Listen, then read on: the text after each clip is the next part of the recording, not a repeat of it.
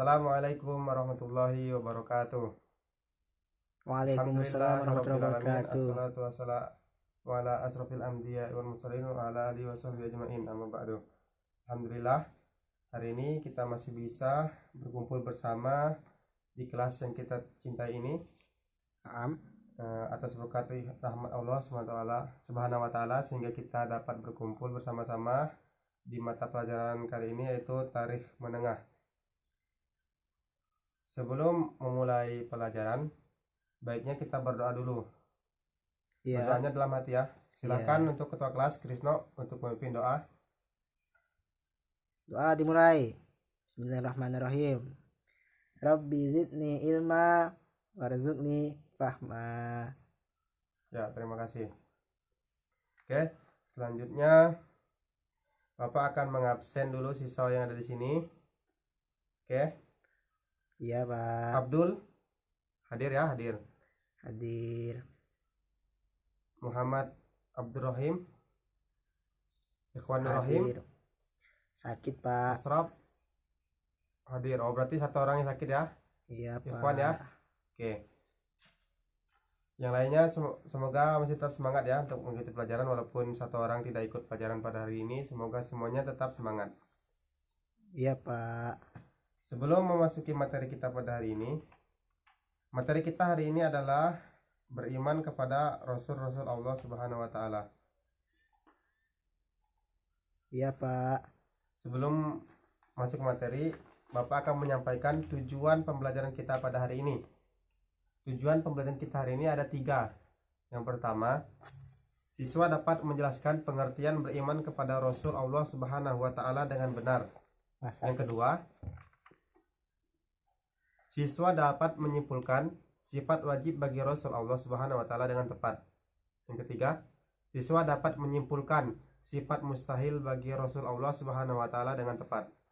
Jadi hanya 3 saja tujuan kita pada hari ini. Selanjutnya kita akan masuk dalam materi. Silakan buka buku halaman 77. Sudah dibuka bukunya? Sudah, Pak. Di situ ditulis beriman kepada Rasul-Rasul Allah. Nah,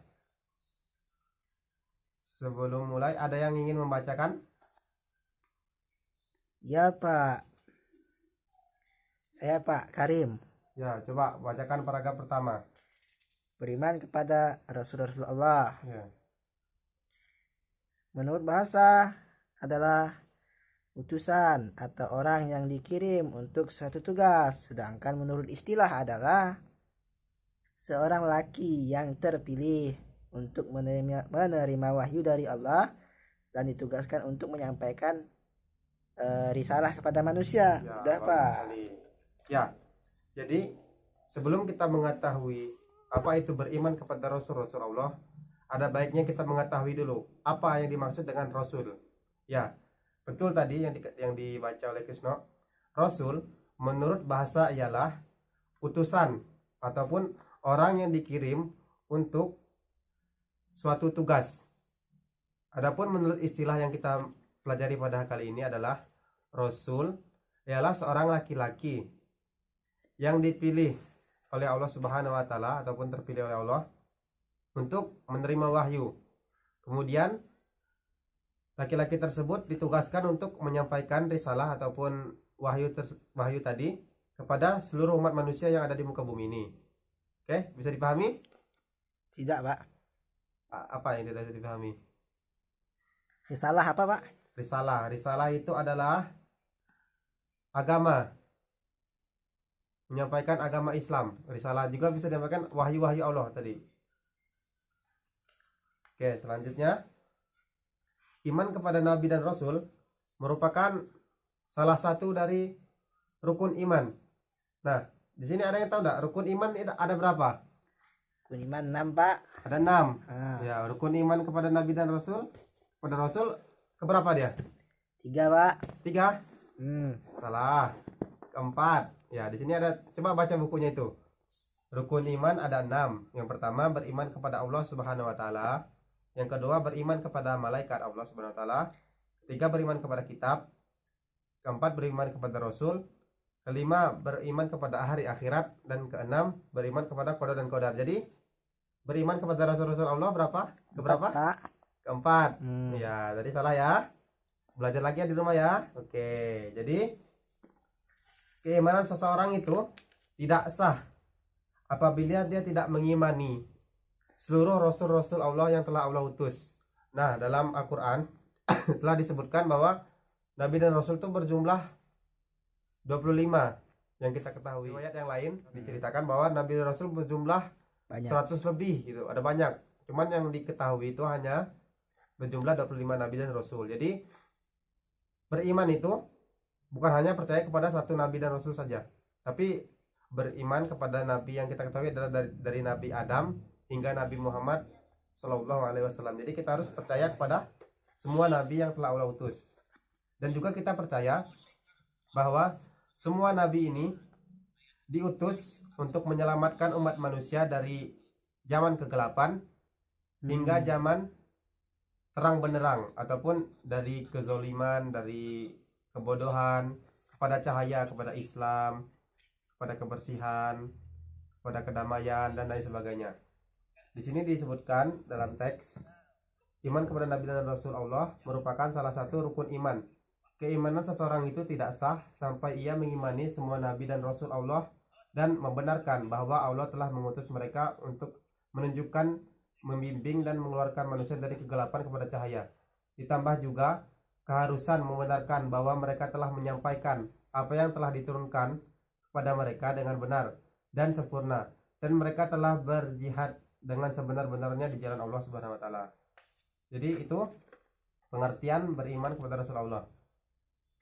Nah, di sini ada dalil tentang kewajiban beriman kepada Rasulullah. Ayat dari Quran surah Al-Baqarah ayat 285. Ya, dibuka halaman 78. Oke. Silakan Iya, dibaca ya. Pak. Krisno, coba bacakan. Karim, Pak. Ya, Karim. Baca bismillah dulu ya. A'udzubillahiminasyaitonirrajim. Bismillahirrahmanirrahim. Ya. Amana rasulu bima unzila ilaihi mir rabbih wal mu'minuna kullun amana billahi wa malaikatihi wa kutubihi wa rusulihi la nufarriqu baina ahadin min rusuli faqalu sami'na wa ata'na ghufranaka rabbana wa ilaikal masir. Al-Baqarah al-ayat Islamiyah mi'atain khamsah wa samanun. Oke, bagus sekali. Nah, itu adalah ayat yang menjelaskan tentang kewajiban kita beriman kepada Rasulullah, yang artinya sebagai berikut. Rasul telah beriman kepada Al-Quran yang diturunkan kepadanya dari Rabb-nya, dan demikian pula orang-orang yang beriman. Semuanya beriman kepada Allah, malaikat-malaikatnya, kitab-kitabnya, rasul-rasulnya. Mereka mengatakan, kami tidak membeda-bedakan antara seorang pun dengan yang lain dari rasul-rasulnya. Mereka mengatakan, kami mendengar dan kami taat. Mereka berdoa, ampunilah kami ya Rabb kami, dan kepada Engkaulah tempat kami kembali. Nah, dalam ayat ini dijelaskan bahwa iman kepada Rasul berarti meyakini bahwa Rasul itu benar-benar diutus oleh Allah Subhanahu wa taala, yang ditugaskan untuk membimbing umatnya ke jalan yang benar agar selamat di dunia dan di akhirat. Dan juga di sini dijelaskan bahwa semua rasul itu tugasnya sama, yaitu untuk menyampaikan risalah kepada manusia. Jadi dari Nabi Adam hingga Nabi Muhammad itu semuanya sama. Oke, kita lanjut. Nah, sekarang kita masuk kepada sifat-sifat bagi Rasul Allah Subhanahu wa taala. Di sini kita akan mempelajari dua sifat, dua bagian. Pertama, ada sifat wajib, dan kedua ada sifat mustahil. Ingat ya, dua sifat ya. Yang pertama, Rasul mempunyai sifat wajib dan sifat mustahil. Nah, sifat wajib ini ada apa, Pak? Ada 4 sifat. Sedangkan sifat mustahil ada 4 sifat juga. Oke, pertama kita akan menjelaskan sifat wajib Rasul Allah Subhanahu wa taala. Nah, mungkin nanti bisa dibaca ya. Iya, Pak. Oke. Sifat wajib bagi Rasul Allah Subhanahu wa taala. Pengertian sifat wajib Rasul Allah adalah sifat yang harus ada pada diri Rasul-Rasul Allah. Jadi sifat-sifat ini pasti ada pada Rasul-Rasul Allah. Tidak mungkin Rasul ini tidak mempunyai sifat-sifat 4 ini. Nah, apa aja itu? Ada yang tahu? Siddiq, Pak. Ya, betul. Ada 4 itu, coba sebutkan lagi. Ada Siddiq, habis itu? Fatonah, Pak. Ya, betul. Ya. Jadi ada 4 sifat. Yang pertama Siddiq, amanah, tablik, fatonah. Ya. Siddiq artinya jujur. Amanah artinya dipercaya. Kemudian tablik artinya menyampaikan. Kemudian fatonah yang berarti cerdas. Jadi Rasul itu pasti mempunyai sifat jujur, dipercaya, menyampaikan, dan cerdas. Oke, sekarang kita masuk kepada Siddiq, yaitu jujur. Setiap Rasul pasti jujur dalam ucapan maupun perbuatannya.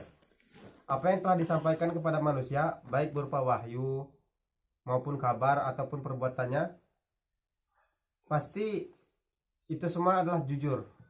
Tidak mungkin Rasulullah itu berdusta ataupun berbohong. Dalam sebuah Al-Quran, Allah berfirman yang artinya, apa yang diberikan Rasul kepadamu, maka terimalah dia, dan apa yang dilarangnya bagimu, maka tinggalkanlah. Jadi setiap apa yang Rasulullah sampaikan kita wajib mematuhi dan juga mendengarkannya dengan baik, karena itu semua adalah penyampaian yang didapat dari Allah Subhanahu wa taala dan dia disampaikannya dengan jujur. Kemudian amanah ataupun dipercaya. Amanah di sini berarti Rasulullah ini bisa dipercaya baik dari lahirnya maupun batinnya. Dan juga Rasul bisa dipercaya dari ucapan dan perbuatannya. Selanjutnya tablik, artinya menyampaikan. Jadi selain Rasulullah ini bisa dipercaya, Rasulullah ini selalu menyampaikan setiap apa yang ia dapat dari wahyu yang disampaikan oleh Allah kepadanya untuk disampaikan kepada orang-orang. Kemudian fatonah atau cerdas. Rasulullah ini mempunyai ilmu yang sangat luas yang disampaikan oleh Allah. Dalam menyampaikan risalah tentu dibutuhkan kemampuan diplomasi dan strategi khusus agar wahyu yang tersimpan di dalamnya ataupun hukum Allah dan risalah yang disampaikan bisa diterima dengan baik. Jadi Rasulullah ini punya siasat bagaimana agar dakwahnya ini bisa diterima. Makanya sebelum memulai dakwahnya Rasulullah pasti selalu berpikir dulu, mengatur strategi bagaimana caranya berdakwah di kampung ini ataupun di sini. Ketika menghadapi Quraisy, Rasulullah tuh pasti berpikir. Nah, itulah caranya setiap Rasul itu pasti punya sifat yang cerdas. Kemudian sifat-sifat mustahil. Nah, sifat mustahil ini adalah sifat yang tak mungkin ada pada Rasul ataupun Rasul-Rasul Allah. Yang pertama adalah kizib, lawannya tadi. Tadi kan ada siddiq. Berarti lawannya kizib, bohong. Jadi seorang nabi atau seorang rasul itu tidak mungkin bohong. Yang kedua tadi kan amanah, yang artinya dapat dipercaya. Nah, kalau dalam sifat mustahilnya khianat ataupun tidak dapat dipercaya. Kemudian ada tablik tadi, itu untuk sifat wajibnya, sedangkan sifat mustahilnya adalah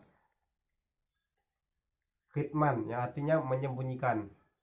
Kemudian Rasul juga tidak mungkin mempunyai sifat bodoh. Nah, itulah yang dapat Bapak sampaikan. Kemudian Bapak tugaskan kepada kalian untuk membuat kesimpulan tentang sifat-sifat yang terdapat pada Rasulullah. Tadi ada 2. Pertama, sifat wajib, kemudian sifat mustahil. Silakan dikerjakan. Bapak beri waktu. Tidak mau, Pak. Oke, mungkin kalau tidak bisa dikumpulkan sekarang, nanti bisa dikumpulkan sebelum mata pelajaran berakhir. Nah, sekarang Bapak akan menyampaikan kesimpulan dari materi kita pada hari ini. Yang pertama, Rasul adalah seorang laki-laki yang diutus oleh Allah Subhanahu wa taala untuk menyampaikan wahyu kebenaran kepada seluruh umat manusia di muka bumi ini, dan Rasul juga menyelamatkan manusia dari kegelapan hingga kepada cahaya terang benderang. Kemudian juga beriman kepada Rasul Allah itu berarti kita meyakini bahwa Allah benar-benar mengutus Rasulnya di muka bumi ini, dari Rasul yang pertama hingga yang terakhir ini, itu Nabi Muhammad SAW. Tidak sempurna iman seseorang kalau dia hanya mengimani satu saja, tapi dia harus mengimani seluruhnya. Kemudian ada dua sifat yang terdapat pada Rasul. Bagiannya pertama sifat wajib dan sifat mustahil. Sifat wajib ada 4. Apa tadi? Sidik, amanah, tablik, fatonah. Sidik artinya jujur, amanah dapat dipercaya, tablik menyampaikan, fatonah cerdas. Kemudian sifat mustahilnya lawan dari yang tadi ini. Kalau yang ini mustahil sifat bodoh, mustahil sifat tidak dipercaya, dan lain sebagainya. Oke, mungkin itu yang dapat Bapak sampaikan.